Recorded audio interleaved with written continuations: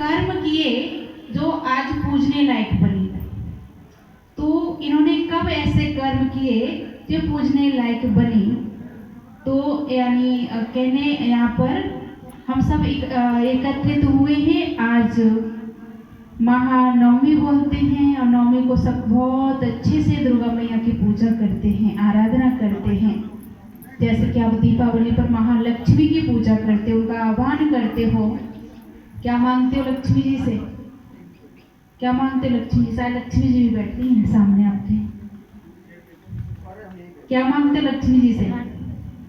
धन मांगते हो, क्योंकि वो धन की देवी है। लेकिन वो धन की देवी कैसी है कोई नहीं जानते। अच्छा, ये कौन कौन जानता है कि वो धन की देवी क्यों है? वो हाथ ऊपर करेंगे। लक्ष्मी जी को धन की देवी क्यों कहा जाता है? अगर जो जानते हो हाथ ऊपर करें। क्योंकि ये है महालक्ष्मी, सतयुग की महारानी है, जहां पर सोने के महल थे, सभी 16 कला संपन्न थे, जहां पर हीरा मोती सोना ही था, चांदी का भी नाम निशान नहीं था। उस सतयुग की महारानी है लक्ष्मी।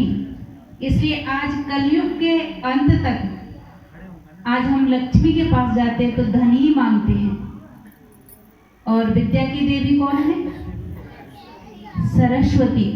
इसलिए स्कूलों में कहीं भी श्रेष्ठ कार्य होता है तो सबसे पहले किसकी पूजा करते हैं? सरस्वती की, क्योंकि सरस्वती ज्ञान की देवी है। तो इसलिए कहते हैं ज्ञानदायिनी हंस वाहिनी, क्योंकि हंस उनका वाहन है। इसलिए सरस्वती की पूजा करते हैं। और दुर्गा के पास तो अब जो चाहो वही मिलता है, क्योंकि उसको कहा है अष्टभुजाधारी दुर्गा देवी, जिसके पास सर्व शक्तियां हैं, किसी भी चीज की कोई कमी नहीं है। तो ऐसे पूजा हम किसकी करते हैं? दुर्गा की पूजा करते हैं, जहाँ पर हमें सब कुछ मिलता है। इसीलिए नवरात्रे जो हम मनाते हैं उन देवियों का यादगार पर्व है जिन्होंने कभी अपने जीवन का त्याग किया है। इसलिए भक्ति मार्ग में कहते हैं कि त्याग में ही भाग्य समाया हुआ है। जहाँ त्याग होता है और त्याग की हम पूजा करते हैं। पूजा किसकी होती है? पूजा किसकी होती है? त्याग की पूजा होती है, क्योंकि देवियों ने कभी अपने जीवन का त्याग किया है। तब आज उनका यादगार पर्व। मंदिरों में जाते हो तो माताओं क्या चढ़ाते हो? देवियों पर क्या लेके जाते हो? बताओ। भांग धतूरा तो नहीं लेके जाते? नारियल लेके जाते हैं। अच्छा, और क्या लेके जाते हो? फल फूल लेके जाते हो। अच्छा, श्रृंगार भी लेके जाते हो। क्यों? श्रृंगार क्यों चढ़ाते देवियों पर? और तो किसी को चढ़ा सकते, देवियों को ही श्रृंगार क्यों चढ़ाते हैं? देवियों को ही श्रृंगार क्यों चढ़ाते? और किसी को भी तो श्रृंगार चढ़ा सकते हैं? नहीं चढ़ाते, देवियों को चढ़ाते हैं।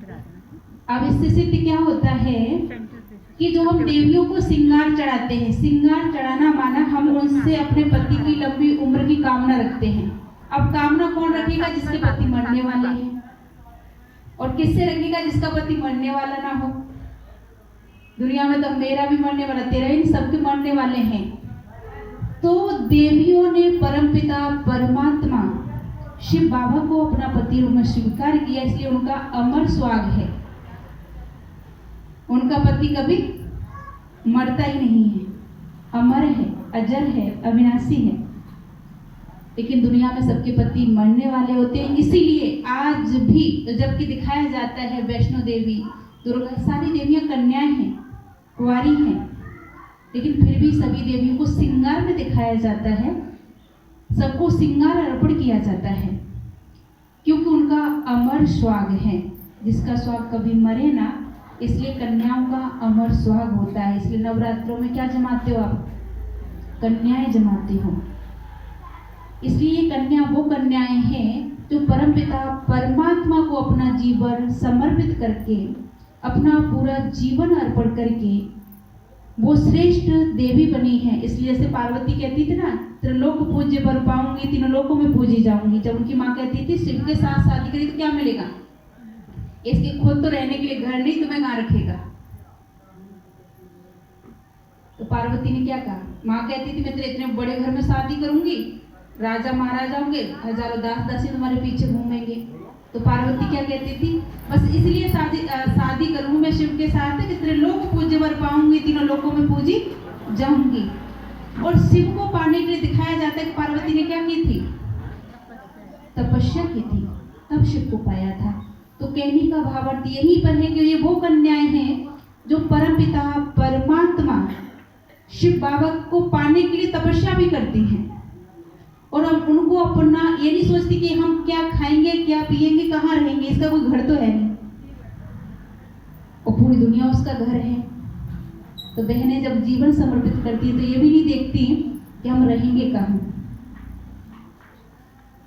घर वाले ऐसी चिंता में रहते हैं कि हम अपनी बेटी की पूरी जिंदगी कैसे कटेगी, लेकिन फिर भी जैसे पार्वती ने क्या, यही तो जिद किया था शिव के साथ शादी करने के लिए कि सब कुछ छोड़ दो, मैं कर लूंगी सारा सब कुछ। तो ये वो चैतन्य देवियाँ बनती हैं।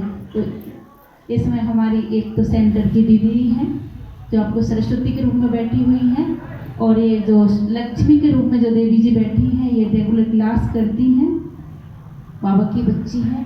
तो यहाँ पर जो ये देवियाँ बैठी हैं, इनसे हम दृष्टि ले सकते हैं, बात कर सकते हैं। वो चैतन्य देवी हैं जिनका यादगार पर्व आज हम जड़ चित्रों के रूप में मनाते हैं।